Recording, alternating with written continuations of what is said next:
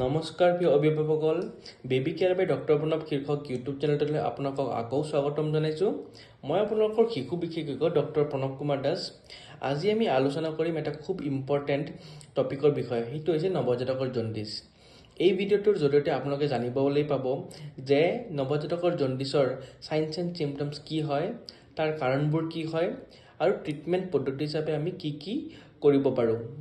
আৰু এই ভিডিঅ'টোৰ অন্তত জানিব পাৰিব যে চিৰিয়াছ জণ্ডিছ হোৱাৰ কি সংকেত থাকিব আৰু চিৰিয়াছ জণ্ডিছ হ'লে শিশুটিক আপোনালোকে ডক্টৰৰ ওচৰলৈ কেতিয়া লৈ যাব লাগিব।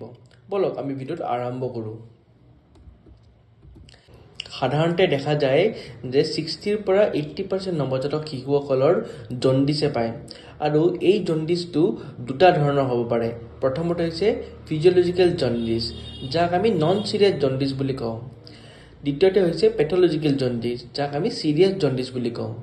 যোনটো ফিজিঅলজিকেল জণ্ডিছ হয় বা নন চিৰিয়াছ জণ্ডিছ হয়, সেই জণ্ডিছটো জন্মৰ প্ৰথম 24 ঘণ্টাৰ পিছতহে আৰম্ভ হ'ব আৰু 3 পৰা 4 দিনলৈ এই ফিজিঅলজিকেল জণ্ডিছটো শিখৰত উপনীত হ'ব আৰু লাহে লাহেকৈ 7 দিনৰ পিছত এইটো কমিব আৰম্ভ হ'ব। পোনপ্ৰথমে আমি জানি লওঁ আহক যে নৱজাতকৰ জণ্ডিছ হোৱাৰ কাৰণসমূহ কি। কিয় নৱজাতক শিশু এটাৰ জণ্ডিছ হয়? নৱজাতক শিশুসকলৰ জণ্ডিছ হোৱাৰ মূলতে দুটা কাৰণ থাকে। প্ৰথম কাৰণটো হৈছে সিহঁতৰ গাত অধিক বেছি পৰিমাণে বিলিৰুবিন উৎপন্ন হয়। এই বিলিৰুবিন আহে ক'ৰ পৰা? নৱজাতকৰ শিশুসকলৰ গাত ৰক্তকণিকা বহুত বেছি থাকে, RBC বহুত বেছি থাকে। সেই RBCবোৰ জন্মৰ পিছত ভাঙিবলৈ আৰম্ভ হয় আৰু সোনকালে ভাঙাৰ ফলত বিলিৰুবিন প্ৰডাকশ্যন বহুত বেছি হয়। যিমানে RBCবোৰ ভাঙিব সিমানে বিলিৰুবিন বেছি হ'ব আৰু সিমানে জণ্ডিছ বেছি হ'ব।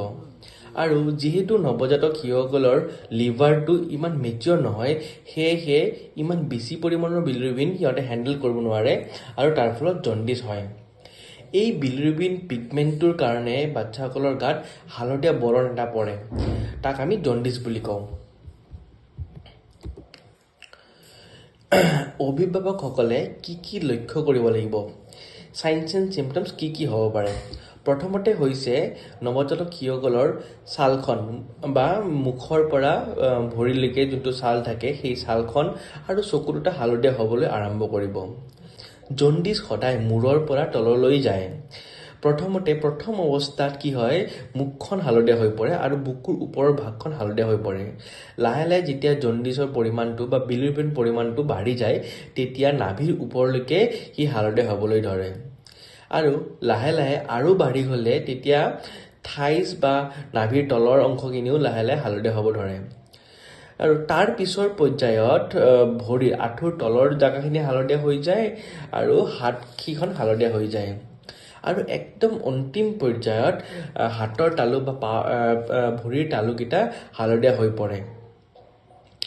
আৰু হাতৰ তালু আৰু ভৰিৰ তালু যেতিয়া হালধীয়া হৈ পৰে, তেতিয়া বিলিৰুবিনৰ মাত্ৰা ব্লাডত খুব বেছি হৈ যায়, যোনটো 15তকৈ বেছি হৈ যাব পাৰে। সেয়েহে তাক খুব ইমাৰ্জেঞ্চি বেচিছত ট্ৰিটমেণ্ট কৰা দৰকাৰী। দ্বিতীয়তে হৈছে যদি ফিজিঅলজিকেল জণ্ডিছ হয়, তেতিয়াহ'লে কেঁচুৱাটো অন্যথা সুস্থ থাকিব, আৰামছে স্তনপান কৰি থাকিব বাচ্চাটোৱে আৰু বাচ্চাটো সদায় এক্টিভ আৰু এলাৰ্ট হৈ থাকিব।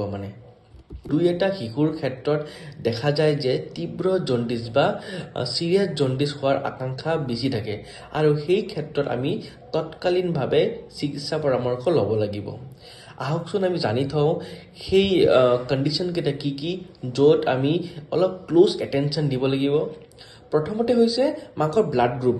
মাকৰ ব্লাড গ্ৰুপ যদি O নেগেটিভ হয়, এইটো খুব এটা মেজৰ ফেক্টৰ হয় বিলিৰুবিনটো ভাঙাৰ বাবে, বিলিৰুবিন প্ৰডাকশ্যনৰ বাবে আৰু দ্বিতীয়তে হৈছে যদি বাচ্চাৰ গৰ্ভাৱস্থা কাল যদি টাইম 37 উইকতকৈ কম হৈছে, তেতিয়াহ'লে তাক প্ৰিমেচৰ বাচ্চা বুলি কয় আৰু সেইবোৰ বাচ্চাবিলাকত জণ্ডিছৰ সম্ভাৱনা আটাইতকৈ বেছি।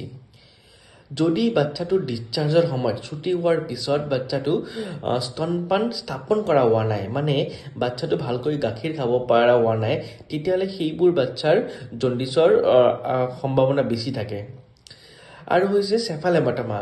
কেতিয়াবা নৰ্মেল ডেলিভাৰীৰ টাইমত কি হয়, বাচ্চাৰ মূৰত দুই চাইডে ছালৰ তলত ব্লাড জমা হয় আৰু সেই ব্লাড জমা হোৱাৰ ফলত সেই জমা ব্লাডখিনি লাহে লাহে ভাঙিবই ধৰে আৰু ভাঙিব ধৰাৰ পিছত যদি বিলিৰুবিন প্ৰডাকশ্যনটো বেছি হয় আৰু তাৰ পৰা জণ্ডিছ হয়।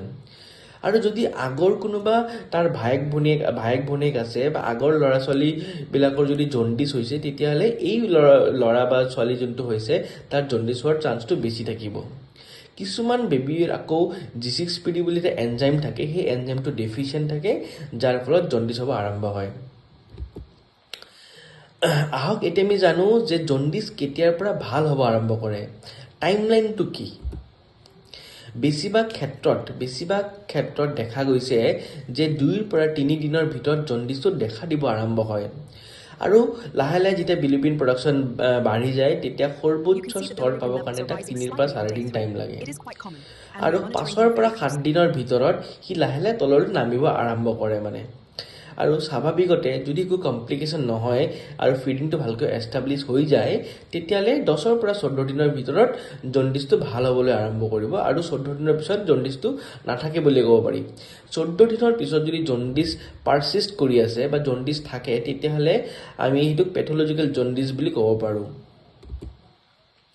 এতিয়া কথা হ'ল যে চিকিৎসাৰ পৰামৰ্শ কেতিয়া ল'ব লাগিব, কোনবোৰ ক্ষেত্ৰত আমি ইমিডিয়েট মেডিকেল এটেনশ্যন ল'ব লাগিব। তাৰে কিছুমান আছে। প্ৰথমটো হৈছে যদি 24 ঘণ্টাৰ ভিতৰত কেনেবাকৈ বাচ্চাটোৰ জণ্ডিছ হৈ গৈছে তেতিয়াহ'লে আপোনালোকে চিকিৎসাৰ পৰামৰ্শ সোনকালে ল'ব লাগিব, তেতিয়া এইটো চিৰিয়াছ জণ্ডিছ কিবা এটা হ'ব। দ্বিতীয়তে হৈছে হাত ভৰিৰ তলুৱাবোৰ যদি য়েল্ল' হৈ গৈছে মানে জণ্ডিছটো তালৈ বিয়পি গৈছে হাত ভৰিৰ তলুৱালৈ তেতিয়াহ'লে আকৌ কিন্তু চিৰিয়াছ জণ্ডিছ হ'ব পাৰে। জণ্ডিছৰ লগত যদি কেঁচুৱাটো বেছিকৈ শুব আৰম্ভ কৰিছে মানে অলপ লেথাৰ্জিক হৈ আছে তেতিয়াহ'লে ভাল লক্ষণ নহয়। বাচ্চা স্তনপান কৰিব যদি পাৰা নাই বাচ্চাটোৱে বা বমি কৰি আছে, স্তনপান একেবাৰে কৰা নাই, সেইখিনি ক্ষেত্ৰত আপুনি সোনকালে ডক্টৰ তাত যাব লাগিব। আৰু যদি 2 সপ্তাহতকৈ বেছি হৈ যায় জণ্ডিছটো তেতিয়াও ডক্টৰ তাত যাব লাগিব কাৰণ এইটো চিৰিয়াছ জণ্ডিছৰ সংকেত এটা হয়। আৰু শেষৰ পইণ্টটো হৈছে যদি পেচাবটো ডিপ য়েল্ল' কালাৰ গাঢ় হালধীয়া কালাৰ হৈছে আৰু আপোনাৰ তাৰ লগত পায়খানা যদি হোৱাইট কালাৰৰ হৈছে তেতিয়াহ'লে আপোনালোকে এইটো পেথলজিকেল জণ্ডিছ বুলি ভাবিব লাগিব আৰু সোনকালে ডক্টৰ তাত যাব লাগিব। শেষত চিকিৎসাৰ কথালৈ আহিছোঁ। বাচ্চাৰ জণ্ডিছৰ ফিজিঅলজিকেল হওক বা পেথলজিকেলে হওক প্ৰথম লাইন অফ থেৰাপি হৈছে ফটোথেৰাপি।